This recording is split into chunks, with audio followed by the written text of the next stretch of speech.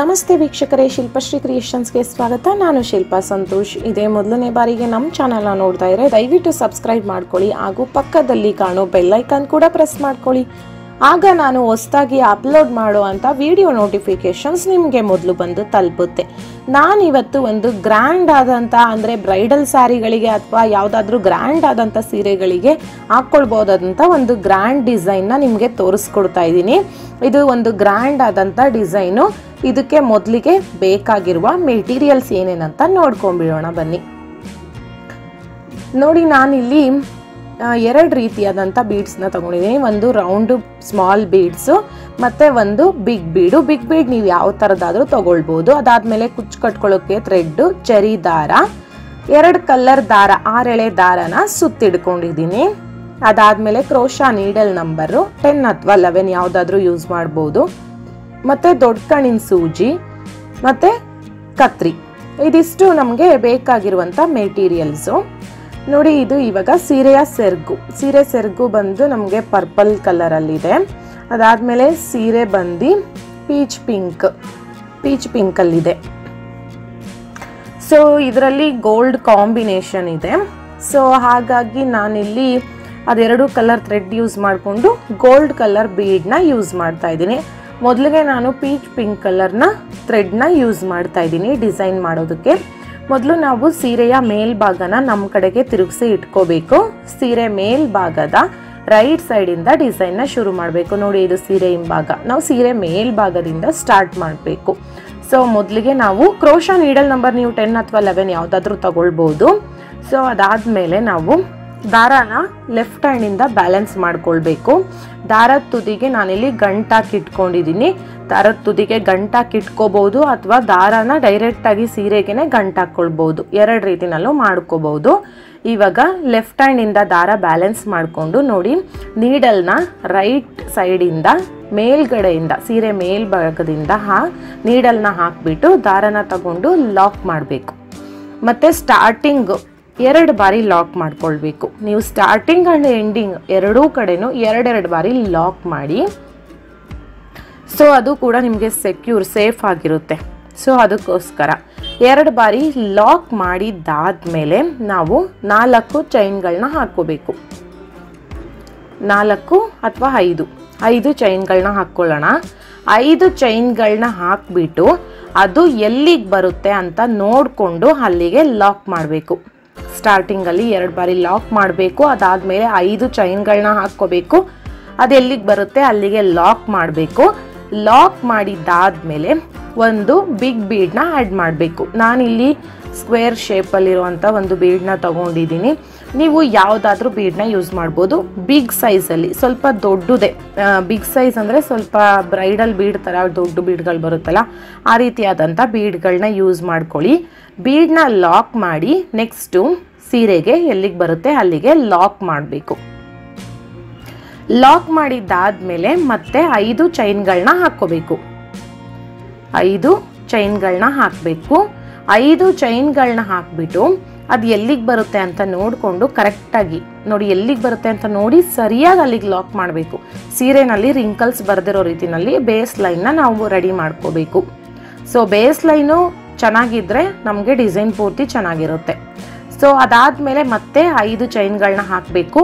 ಅದು ಎಲ್ಲಿಗೆ ಬರುತ್ತೆ ಅಲ್ಲಿಗೆ ಲಾಕ್ ಮಾಡಬೇಕು. ಸೊ 2 ಬಾರಿ ನಾವಿಲ್ಲಿ 5 ಚೈನ್ ಗ್ಯಾಪ್ನ ಮಾಡಬೇಕು. 2 ಬಾರಿ 5 ಚೈನ್ ಗ್ಯಾಪ್ ಆದಮೇಲೆ ಒಂದು ಬಿಗ್ ಬೀಡ್ನ ಆ್ಯಡ್ ಮಾಡಬೇಕು.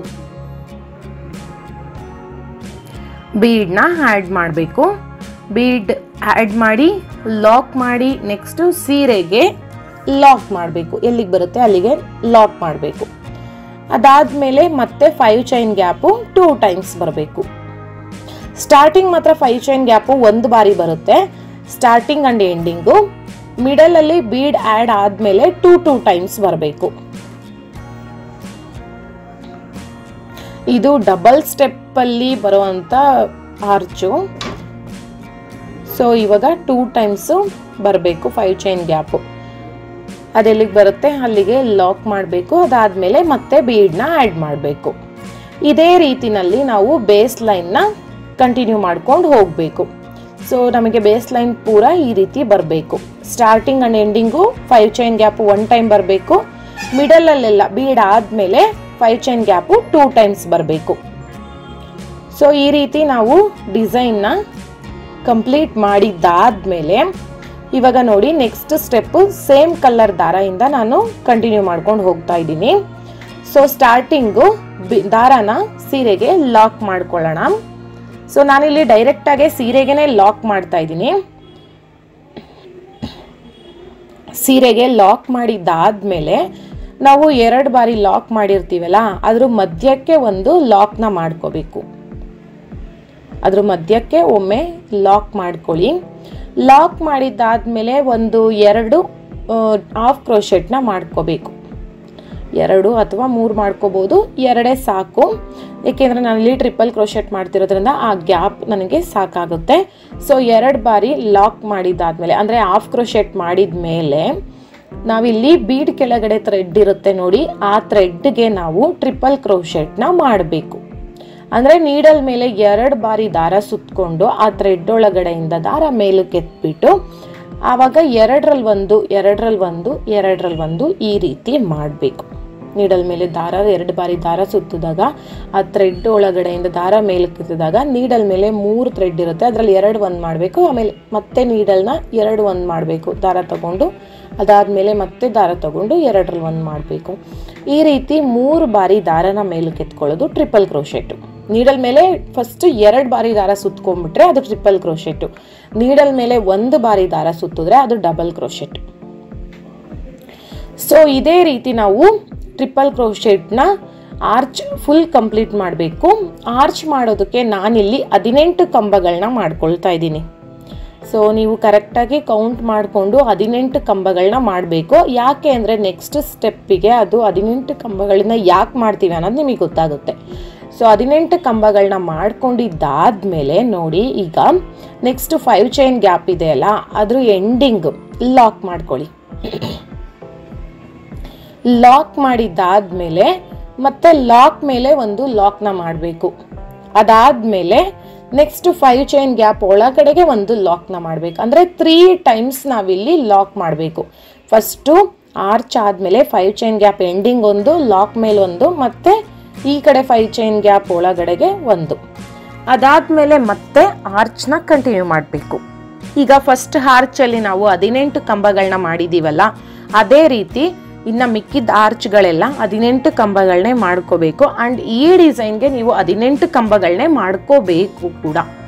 ಹಾಗಾಗಿ ಕರೆಕ್ಟಾಗಿ ಕೌಂಟ್ ಮಾಡಿಕೊಂಡು ಕೌಂಟ್ ಮಿಸ್ ಆಗದೆ ಇರೋ ರೀತಿಯಲ್ಲಿ 18 ಕಂಬಗಳನ್ನ ಮಾಡ್ಕೊಂಡು ಬರಬೇಕು. ನಾವು 18 ಕಂಬಗಳನ್ನ ಪ್ರತಿಯೊಂದು ಮಾಡಿದ್ರೇ ಆರ್ಚ್ ಪ್ರತಿಯೊಂದು ಈಕ್ವಲ್ ಆಗಿ ಒಂದೇ ಸಮನಾಗಿ ನಮಗೆ ಕಾಣಿಸೋದು. ಅಳತೆ ಕೂಡ ಸೈಜು ನಮಗೇನು ಆರ್ಚ್ ಶೇಪ್ ಬರುತ್ತೆ ಯು ಶೇಪಲ್ಲಿ ಅದು ಕೂಡ ಒಂದೇ ಸಮ ಕಾಣಿಸೋದು ಕೂಡ ನೀವು ಒಂದೇ ಸಮನಲ್ಲಿ ಒಂದೇ ಅಂದರೆ ಒಂದೇ ಕೌಂಟಲ್ಲಿ 18 ಕಂಬ ಹಾಕಿದ್ರೆ 18 ಕಂಬ, 15 ಕಂಬ ಹಾಕಿದ್ರೆ 15 ಕಂಬ, ಈ ರೀತಿ ಕರೆಕ್ಟಾಗಿ ಮಾಡ್ಕೊಂಡು ಬರಬೇಕು. ಈ ರೀತಿ ಮಾಡ್ಕೊಂಡಿದ್ದಾದ್ಮೇಲೆ ನೋಡಿ 18 ಕಂಬ ಹಾಕ್ಕೊಂಡಿದ್ದೀವಿ, ಲಾಕ್ ಮಾಡಬೇಕು. 3 ಬಾರಿ ಲಾಕ್ ಬರುತ್ತೆ, ಅದಾದಮೇಲೆ ಆರ್ಚ್ ಬರುತ್ತೆ, ಮತ್ತೆ 3 ಬಾರಿ ಲಾಕು, ಆಮೇಲೆ ಆರ್ಚ್. ಈ ರೀತಿ ಸೆಕೆಂಡ್ ಸ್ಟೆಪ್ನ ಕಂಪ್ಲೀಟ್ ಮಾಡ್ಕೊಂಡು ಹೋಗಬೇಕು. ನೆಕ್ಸ್ಟು ನಾವಿವಾಗ ಸೆಕೆಂಡ್ ಸ್ಟೆಪ್ಪು ಎಂಡಿಂಗ್ ಬರಬೇಕು. ನೋಡಿ ಎಂಡಿಂಗ್ ಬಂದಿದ್ದಾಗಿದೆ. ನಾನಿಲ್ಲಿ ಎಂಡಿಂಗ್ ಬಂದು ಲಾಕ್ ಎಲ್ಲ ಮಾಡ್ಕೊಂಡು ನೋಡಿ ಈ ರೀತಿಯಾಗಿ ಬಂದಿದೆ. ಮತ್ತು ಆರ್ಚ್ಗಳು ಅಷ್ಟೇ ತುಂಬ ಸ್ಟಿಫಾಗಿ ತುಂಬ ದೊಡ್ಡದಾಗಿ ಬಂದಿದೆ. ಈಗ ನೋಡಿ ನಾವು ಇಲ್ಲಿ ನಾವೇನು ಮಾಡಬೇಕು, ಥ್ರೆಡ್ನ ಕಟ್ ಮಾಡೋ ಹಾಗಿಲ್ಲ. ಡಿಸೈನ್ ಸ್ಯಾರಿನ ಉಲ್ಟಾ ಮಾಡಬೇಕು. ಉಲ್ಟಾ ಮಾಡಿಕೊಂಡು ಡಿಸೈನ್ನ ಕಂಟಿನ್ಯೂ ಮಾಡ್ಕೊಂಡು ಹೋಗಬೇಕು. ಅದೇ ಸೇಮ್ ಥ್ರೆಡ್ಡಲ್ಲೇ ನಾವು ಡಿಸೈನ್ನ ಕಂಟಿನ್ಯೂ ಮಾಡ್ಕೊಂಡು ಹೋಗಬೇಕು. ನೋಡಿ ಇವಾಗ ಅಲ್ಲಿ ಲಾಕ್ ಮಾಡಿರ್ತೀವಲ್ಲ 5 ಆರ್ಚ್ ಆದಮೇಲೆ ಅಲ್ಲಿ ಒಂದು ಲಾಕ್ನ ಮಾಡ್ಕೊಂಬಿಡೋಣ. ಆ ಲಾಕ್ ಆದಮೇಲೆ ನಾವು ಏನು ಕಂಬದ ಮೇಲೆ ನಿಮಗೆ ಹೋಲ್ಗಳು ಕಾಣಿಸ್ತಾ ಇದೆ ಅಲ್ಲ, ಆ ಹೋಲ್ಗಳಿಗೆ ಲಾಕ್ ಮಾಡ್ಕೊಂಡು ಹೋಗ್ತಾ ಇದ್ದೀವಲ್ಲ, ಅದು 6 ಕಂಬದ ಮೇಲೆ 6 ಬಾರಿ ಲಾಕ್ನ ಮಾಡಬೇಕು. 6 ಬಾರಿ ಲಾಕ್ನ ಮಾಡ್ಕೊಂಡು ಹೋಗ್ಬೇಕು. ಅಂದರೆ ಹಾಫ್ ಕ್ರೋಶೆಟ್ ಥರ ಒಂದೊಂದು ಹೋಲ್ ಮೇಲೂ ಒಂದೊಂದು, ಅಂದರೆ 6 ಹೋಲ್ಸ್ ಮೇಲೆ 6 ಹಾಫ್ ಕ್ರೋಶೆಟ್ಗಳು ಬರುತ್ತೆ. 6 ಬಾರಿ ಲಾಕ್ ಮಾಡಬೇಕು. ಸ್ಟಾರ್ಟಿಂಗ್ ನಾವು ಏನು ಲಾಕ್ ಮೇಲೆ ಒಂದು ಲಾಕ್ನ ಮಾಡೋದನ್ನ ಬಿಟ್ಬಿಡಬೇಕು. ಬಟ್ ಕಂಬ ಕೌಂಟ್ ಮಾಡ್ಕೋಬೇಕು. ನೋಡಿ 6 ಕಂಬಗಳಾಗಿದೆ. ಈಗ 6 ಕಂಬ ಆದಮೇಲೆ ಆ ಕಂಬದ ನೆಕ್ಸ್ಟ್ ಕಂಬದ ಮಧ್ಯಕ್ಕೆ ಒಂದು ಲಾಕ್ನ ಮಾಡ್ಕೋಬೇಕು ಈ ರೀತಿ. ಅದಾದಮೇಲೆ 5 ಚೈನ್ಗಳನ್ನ ಹಾಕ್ಕೋಬೇಕು. 5 ಚೈನ್ಗಳನ್ನ ಹಾಕಿಬಿಟ್ಟು ಈಗ ಮತ್ತೆ 6 ಕಂಬಗಳನ್ನ ಕೌಂಟ್ ಮಾಡಬೇಕು. 6 ಕಂಬಗಳನ್ನ ಕೌಂಟ್ ಮಾಡಿಬಿಟ್ಟು ಕಂಬ ಆದಮೇಲೆ ಏನು ಗ್ಯಾಪ್ ಇದೆ ಆ ಗ್ಯಾಪ್ ಒಳಗಡೆಗೆ ಲಾಕ್ ಮಾಡಬೇಕು. ಲಾಕ್ ಮಾಡಿದ್ದಾದಮೇಲೆ 8 ಚೈನ್ಗಳನ್ನ ಹಾಕ್ಕೋಬೇಕು. 8 ಚೈನ್ಗಳನ್ನ ಹಾಕಬೇಕು. ಮತ್ತು ಚೈನ್ಗಳನ್ನ ನೀವು ತುಂಬ ಎಳ್ದು ಹತ್ರಕ್ಕೆ ಹಾಕಬೇಡಿ, ಸ್ವಲ್ಪ ಉದ್ದುದ್ದ ಹಾಕಿ. ಅಕಸ್ಮಾತ್ ನೀವು ಆರ್ಚಿಗೆ ಟಚ್ ಆಗ್ತಾ ಇಲ್ಲ ನೋಡಿ, ಸ್ಟಾರ್ಟಿಂಗ್ 6 ಕಂಬಗಳನ್ನ ಬಿಟ್ಬಿಟ್ಟು ನಾವು ಕಂಬ ಆದಮೇಲೆ ಲಾಕ್ ಮಾಡಬೇಕು. ಆರ್ಚಿಗೆ ಟಚ್ ಆಗ್ತಾ ಇಲ್ಲ ಅಂದರೆ ಒಂದು ಚೈನ್ ಎಕ್ಸ್ಟ್ರಾ ಅಥವಾ 2 ಚೈನ್ ಎಕ್ಸ್ಟ್ರಾ ನಿಮ್ಗೆ ಎಷ್ಟು ಬೇಕು ನೋಡ್ಕೊಳ್ಳಿ. ನನಗೆ 8 ಚೈನ್ಗಳನ್ನ ಹಾಕಿರೋದಕ್ಕೆ ಕರೆಕ್ಟಾಗಿ ಬಂದಿದೆ ಅದು. ಸೊ ಇವಾಗ ಅಷ್ಟೇ ಮತ್ತೆ 6 ಕಂಬಗಳು. 6 ಕಂಬ ಆದಮೇಲೆ ಆ ಕಂಬದ ಮಧ್ಯಕ್ಕೆ ಲಾಕ್ ಬರಬೇಕು, 5 ಚೈನ್ ಗ್ಯಾಪು. ಅದಾದಮೇಲೆ 2 ಆರ್ಚ್ಗಳ ಮಧ್ಯ ಬರುತ್ತಲ್ಲ ಅಲ್ಲಿ 8 ಚೈನ್ಗಳು ಬರುತ್ತೆ. ಸಾರಿ, ಒಂದು 5 ಚೈನ್ ಗ್ಯಾಪು, ಆಮೇಲೆ 8 chain gap, 5 chain gap, 8 chain gap, ಈ ರೀತಿ ಬರಬೇಕು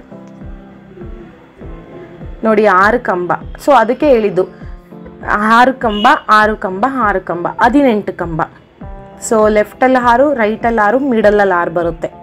ಮಿಡಲಲ್ಲಿ ಲೆಫ್ಟ್ ನೋಡಿ. ಇವಾಗ 6 ಕಂಬ ಆದಮೇಲೆ ಲಾಕ್ ಮಾಡ್ಕೊಳ್ತೀವ. ಅದಾದಮೇಲೆ 5 ಚೈನ್ ಗ್ಯಾಪ್ ಹಾಕ್ಬಿಟ್ಟು 6 ಕಂಬ ಆದಮೇಲೆ ಲಾಕ್ ಮಾಡಬೇಕು. ಈ ರೀತಿ ನಾವು ಆರ್ಚ್ ಮೇಲೆ ಒಂದು ಬೇಸ್ ಲೈನ್ನ ರೆಡಿ ಮಾಡ್ಕೋಬೇಕು ನೆಕ್ಸ್ಟ್ ಸ್ಟೆಪ್ಪಿಗೆ. ಇದು 3rd ಸ್ಟೆಪ್ಪು.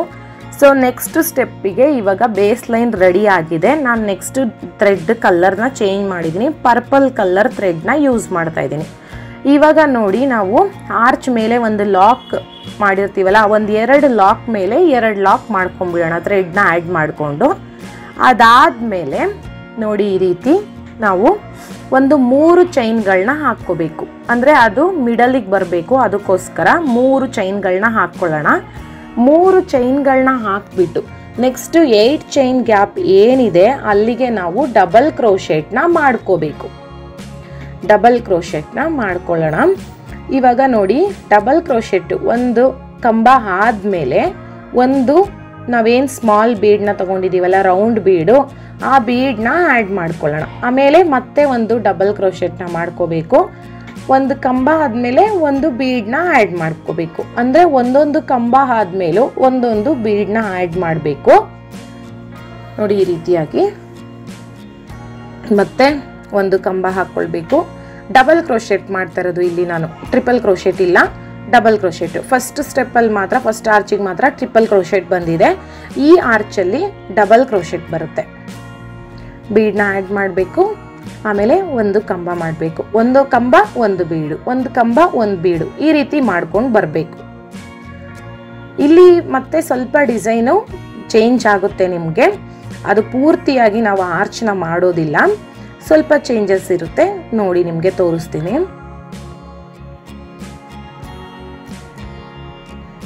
5 ಬೀಡ್ಗಳನ್ನ ಆ್ಯಡ್ ಮಾಡ್ಕೋಬೇಕು.